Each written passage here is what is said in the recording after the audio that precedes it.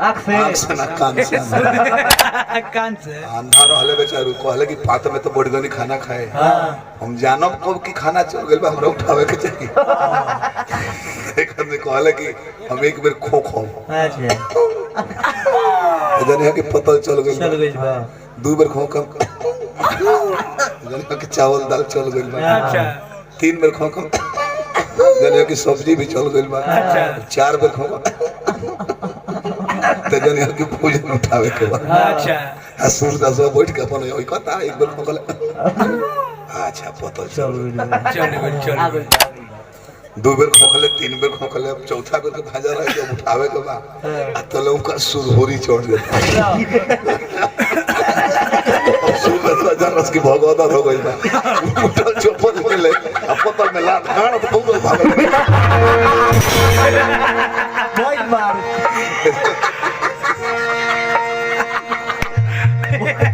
पहले में सुन लगा जे जौन बा भाला वाला हां करने से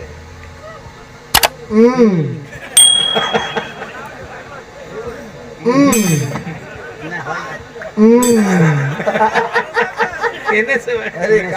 मन बेटा है की ओर से बाड़ो कि बेटी है की ओर से बाड़ो घूमा पूछे तो जौन भाला वाला के खाड़ बा हां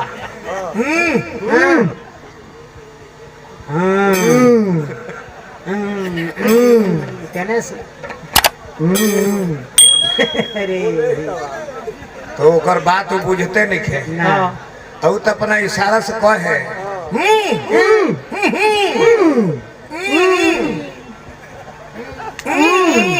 का कहता है तवा रे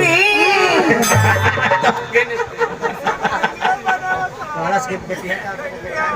मनु कहे जे बेटी है की ओर से होगी कि बेटा है की ओर से गाड़ी वाला नहीं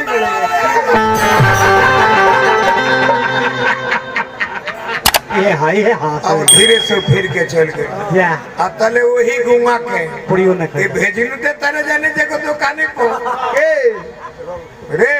रे जो 501 साबुन लेके आओ घरे डिटर्जेंट के काम 500 साबुन कर दे हां के बदले में और दुकान पर पहुंच गई जीरो हां मच गया दुकानदार कहते रहे क्या है अरे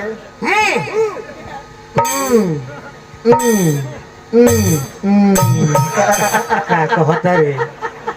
दुकानदारवा तो बुझते नहीं कि का कहता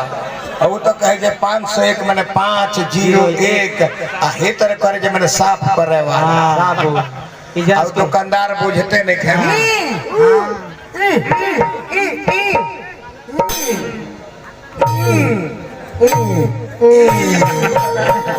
इजाजत के हिलावे का कहता